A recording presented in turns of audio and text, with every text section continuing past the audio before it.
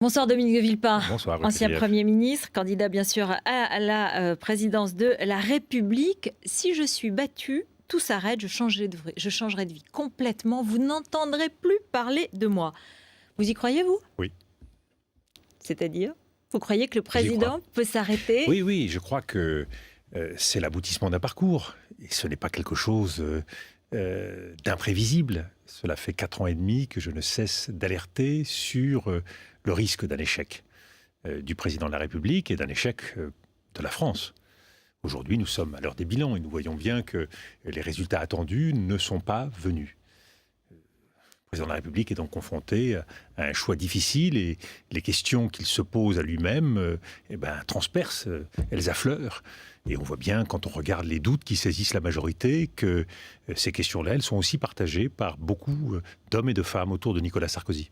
Donc Nicolas Sarkozy doute peut-être de la victoire, il le dit, mais il dit aussi, du coup il dit qu'il arrêtera la politique, mais il dit qu'il gagnera quand même. Vous n'y croyez pas, vous pensez qu'il a déjà perdu? On n'a jamais perdu en politique. Mais ce qui est certain, c'est que cela fait plusieurs mois que cette question le hante. J'ai rencontré le président de la République plus d'une demi-douzaine de fois au cours des derniers mois. Et j'ai bien vu qu'à cette interrogation s'ajoutait une angoisse. Et c'est naturel, c'est humain que quand cette question se pose, quand cette angoisse saisit un homme comme le président de la République, eh bien on soit tenté de dire, quoi qu'il arrive, il y aura autre chose. Et je crois, vous l'avez dit, qu'il y croit profondément à cette possibilité d'autre chose. Mais aujourd'hui, ce n'est pas la question des Français. La question des Français, c'est quel avenir pour le pays, quel choix dans l'élection présidentielle.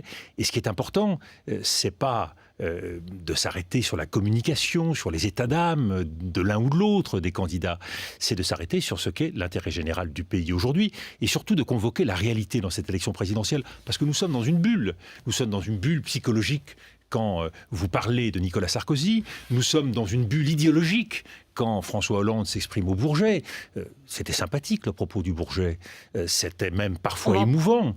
Mais où était la crise ? Où était l'effort que les Français doivent faire ? On va en reparler. Où était la mondialisation ? On va en parler juste, je vous arrête sur le mot communication. Concrètement, vous dites là que Nicolas Sarkozy faisait de la com, c'était une posture et c'est une manière peut-être d'attirer ou de rappeler ses anciens électeurs ? Non. Je crois qu'on peut être tenté aujourd'hui de faire avec les états d'âme du président de la République de la communication, mais je crois que c'est bien plus que de la communication. Je crois que la réalité aujourd'hui, c'est que Nicolas Sarkozy, quand il se couche le soir, se dit, si ça se passe mal, et dans le fond, c'est une hypothèse qu'aujourd'hui je ne peux pas écarter, avec un tout petit peu de lucidité, je lui ai dit et redit au cours des derniers mois, il y aura une autre vie pour moi, et cette autre vie, je l'amènerai en oubliant l'ancienne.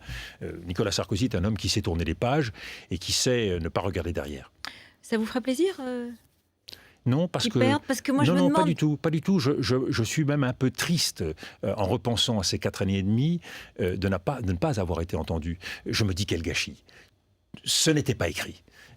Les choix initiaux du quinquennat, et notamment l'erreur de la loi TEPA qui marque du sceau de l'injustice le début de ce quinquennat, le choix d'hommes de gouvernement faibles, l'incapacité à reconnaître ses erreurs et donc à changer les équipes, ça fait partie, des choix qui resteront. Le choix de diviser les Français dans une stratégie électorale de premier tour. Autant d'erreurs. Qu'est-ce qu'il a fait de bien ? Parce qu'évidemment, moi j'ai lu beaucoup de vos déclarations. Vous n'avez aucune charité sur à peu près rien. Non, c'est faux. Je reconnais des réformes qui méritaient d'être entreprises. La réforme des universités, malheureusement, elle n'a pas encore abouti.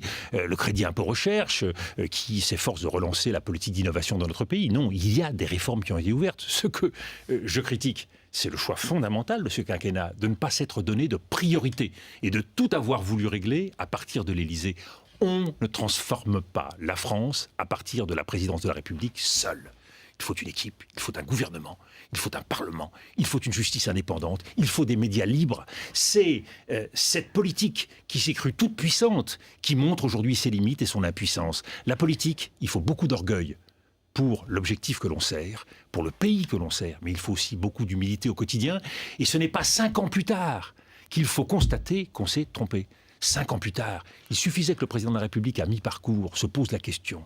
Est-ce qu'il ne faut pas changer de cap ? Est-ce qu'il ne faut pas changer d'équipe ? Il aurait dû changer de Premier ministre, c'est ce que vous dites. Mais bien sûr, des troupes fraîches, de l'appétit, des gens forts, des gens capables de travailler ensemble. C'est essentiel en politique. Ils étaient nuls autour de lui ? Ils étaient faibles. Quand je vous entends parler de la politique et des équipes qu'il faut avoir, d'une majorité qu'il faut avoir, je me dis, mais comment vous pouvez faire, vous, aujourd'hui ? Vous avez 1,5% dans les sondages. 3%. Alors, vous étiez à 4. 3%. Vous avez commencé à 4 quand vous avez déclaré votre candidature. Et puis, vous avez baissé. Et là, j'ai vu le dernier sondage. Mais il y en a plusieurs. Vous l'avez choisi. Non, je ne l'ai pas choisi. C'est le dernier. Mais c'est pas le sujet. Vous étiez à 4, 3. Vous serez peut-être à plus. Je suis engagé dans l'élection présidentielle sans le souci de cela. Ce qui m'intéresse, oui, mais alors, ça veut dire que vous ne pouvez pas faire de politique, puisque vous m'expliquez qu'il fallait une équipe, qu'il faut une majorité. Mais il faut où sont vos troupes, où est votre majorité ? Il faut choisir une équipe. Mais vous savez, une équipe, quand vous arrivez à la présidence de la République, vous n'avez pas beaucoup de mal pour en constituer. Ruth Ecriave, vous connaissez un peu la politique. Vous-même, à BFM, vous n'avez pas beaucoup de mal pour choisir une assistante. Donc, c'est pas très compliqué. Ce qui compte, c'est la capacité pour un chef à fixer une feuille de route. Et cette feuille de route, il faut la corriger en fonction des réalités. Avoir engagé la France sur la voie de la dépense publique en 2007, et dans la méconnaissance complète de la tendance économique qui était la nôtre, 5% de plus de déficit public en 2007. Il a un peu baissé là pour 2011 par rapport aux prévisions. En 2007, par rapport à une crise qui est au bord de l'éclatement en 2008. Ça fait partie des choix dramatiques et si ces choix ne sont pas corrigés, eh bien on va à la catastrophe. Ça donne 500 milliards de plus de dépenses publiques en 5 ans. Alors François Hollande, lui, dit que la finance est son ennemi, qui va s'en prendre à la finance et qui va régler ainsi tous les problèmes. François Fillon dit que c'est criminel de parler comme ça. C'est la pensée magique. On ne peut pas en vouloir à François Hollande de se dégager de la réalité. C'est le jeu français. Vous avez la droite qui gouverne et puis vous avez la gauche qui rêve.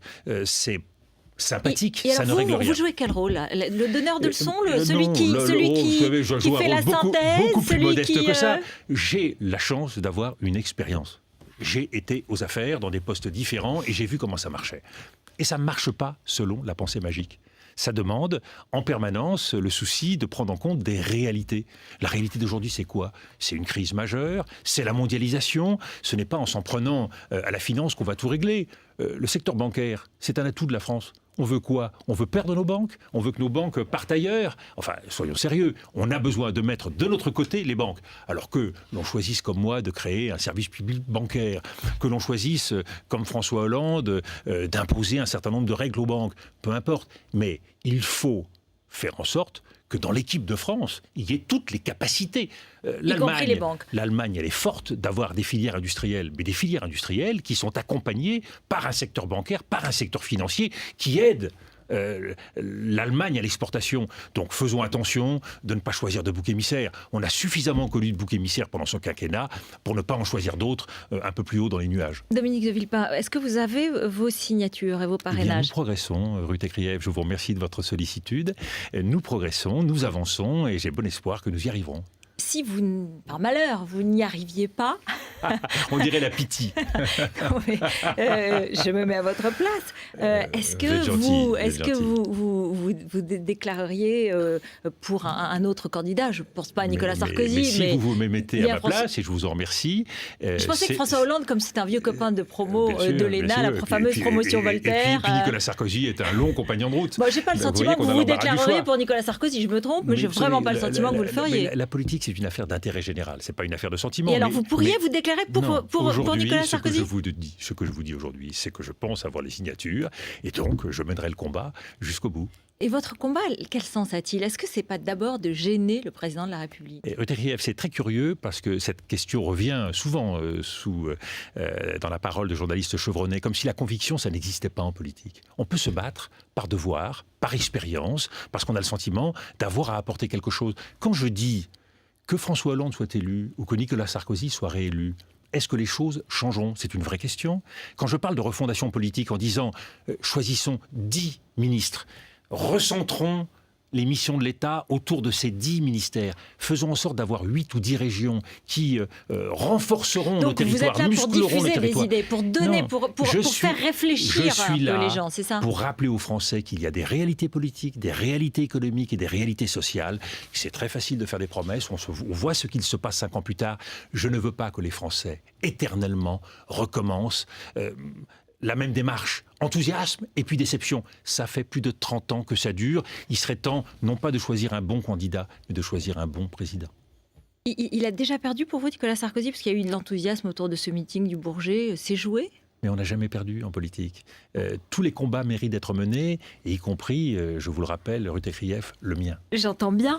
Je voyais quand même que Ramayad allait rejoindre François Bayrou, qu'il y a des députés du Nouveau Centre et des ministres du Nouveau Centre qui vont rejoindre Nicolas Sarkozy. C'est formidable. Mais j'entends pas beaucoup de gens qui viennent vous rejoindre. Mais je vous rassure.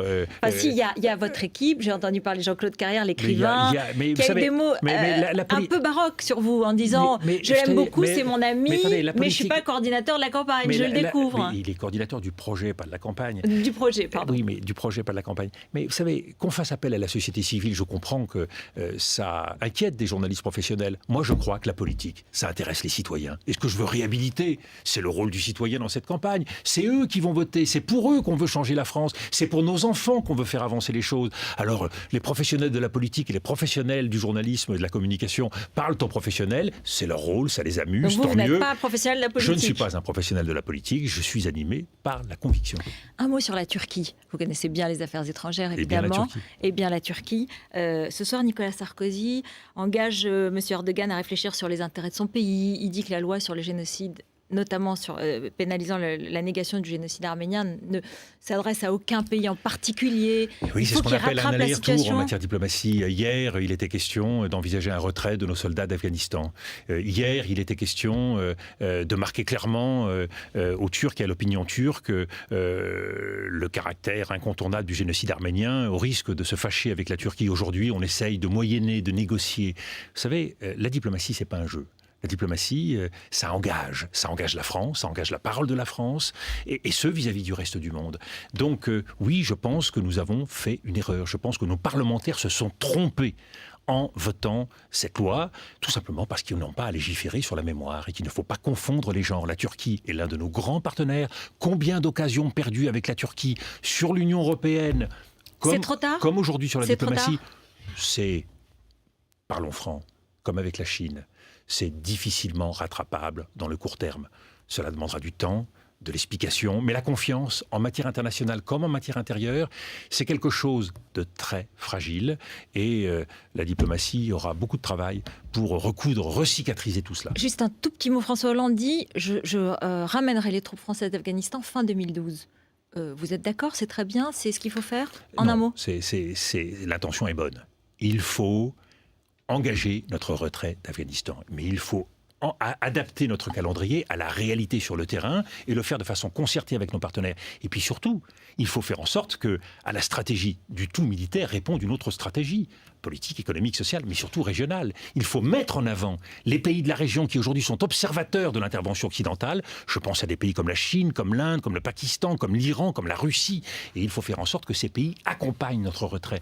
Donc oui, c'est une affaire compliquée, c'est une affaire qui demandera un peu de temps, mais il faut commencer ce retrait et à partir de là, l'adapter dans la durée. Mais il est temps que la France reprenne son indépendance et sa souveraineté.